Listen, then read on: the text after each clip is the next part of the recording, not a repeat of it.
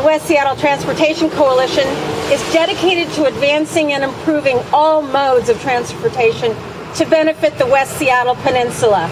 That includes buses, the water taxi, bicycles, cars, ferries, skateboards, light rail, and of course, the ever-popular walking on your feet.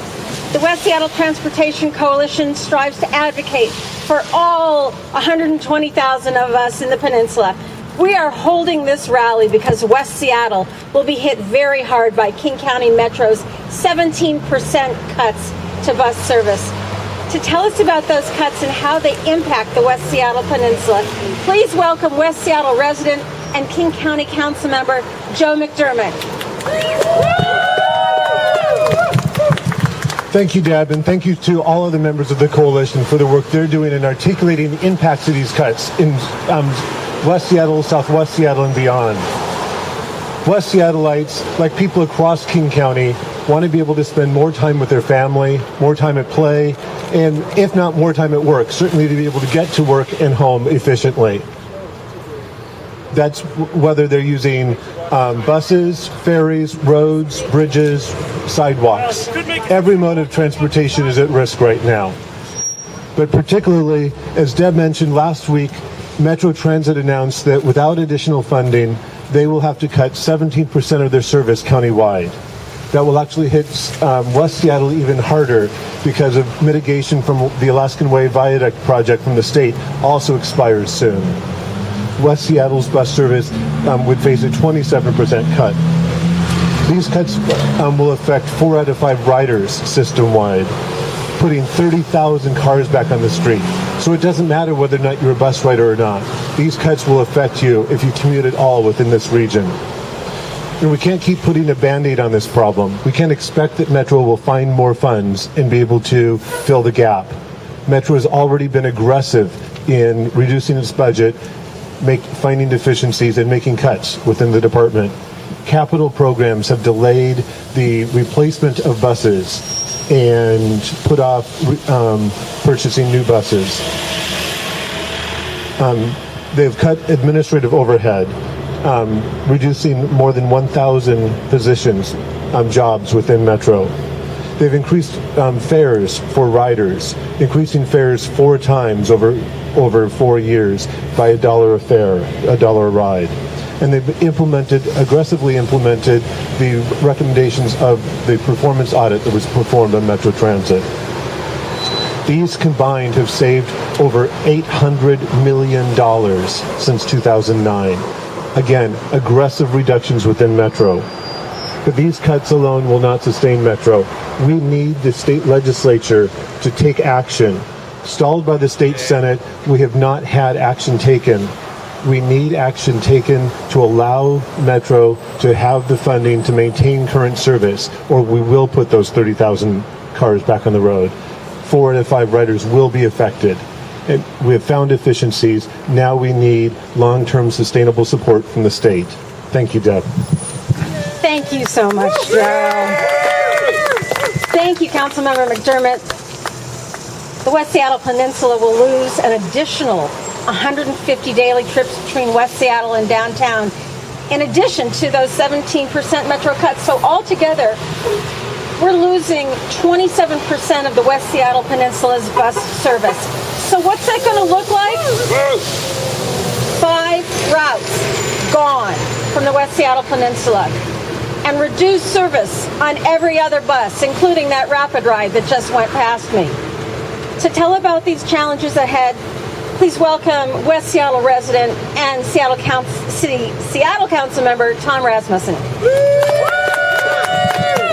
Thank you very much, Deb. I'm really pleased to be here with my West Seattle neighbors to talk about this issue that's so important to all of us in West Seattle.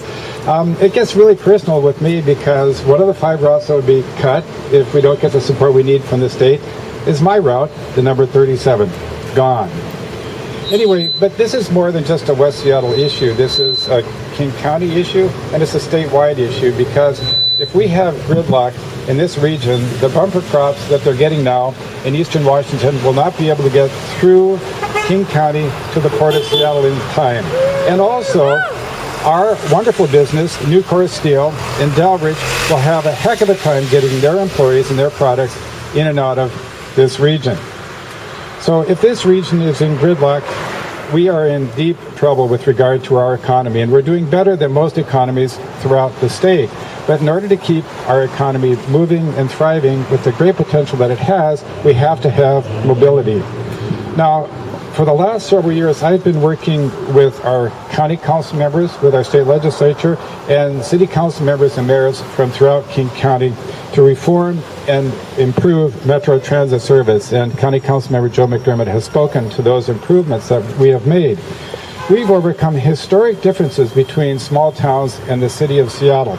And we've built a mighty coalition that you see here today saying that we need the state legislature to act this year.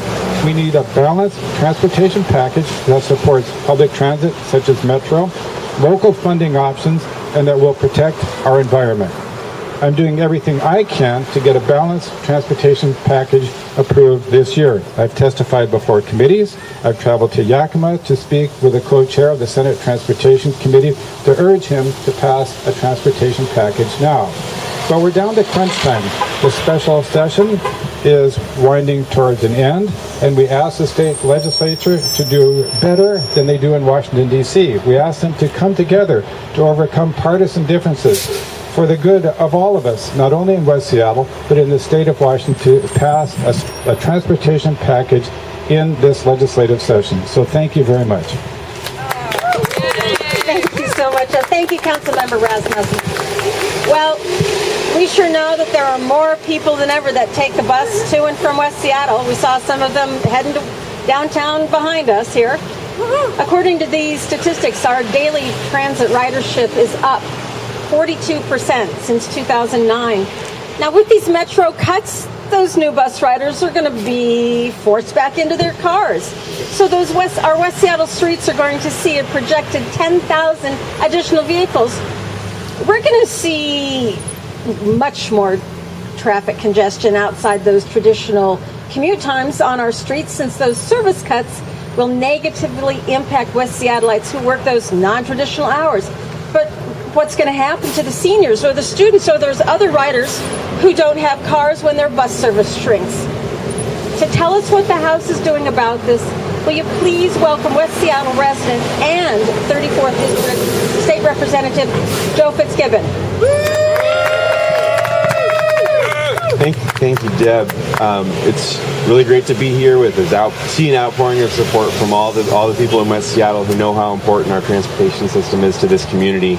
Our transportation system across this state, not just here in West Seattle, is in really deep trouble. We are facing some of the worst impacts in West Seattle because of the bus cuts and because of the reliance of this community on transit. But we have ferries that are long past their useful life and need to be replaced. We have roads in unincorporated King County that are going to gravel.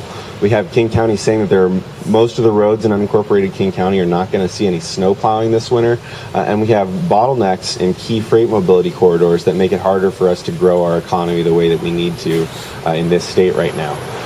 In response to those challenges, the House of Representatives passed a transportation package back in June to invest in our roads, to invest in our ferries, and to give King County voters a local option to go and ask themselves, do they want to invest in our transit system?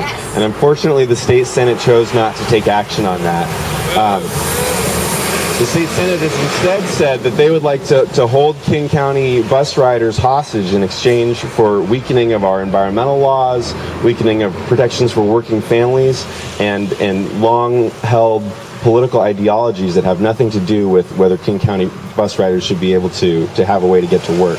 I was debating with one of my colleagues from another part of the state earlier this year, and he said, well, we can't let King County voters have that local option because they might approve it.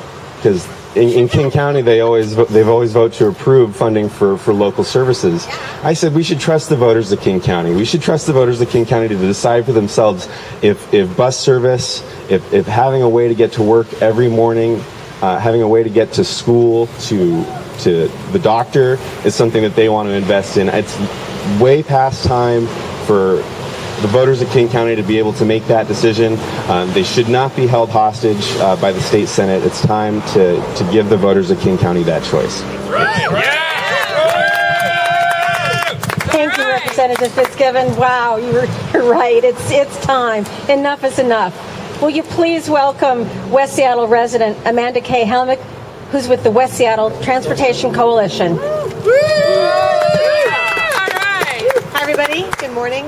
Thank you guys so much for being here. It means a lot to us that we can draw attention and have you guys be here with us. You're all correct. We need action, and we need it now. Yesterday, the West Seattle Transportation Coalition has been gathering feedback from our fellow West Seattleites, and we have a lot of serious concerns.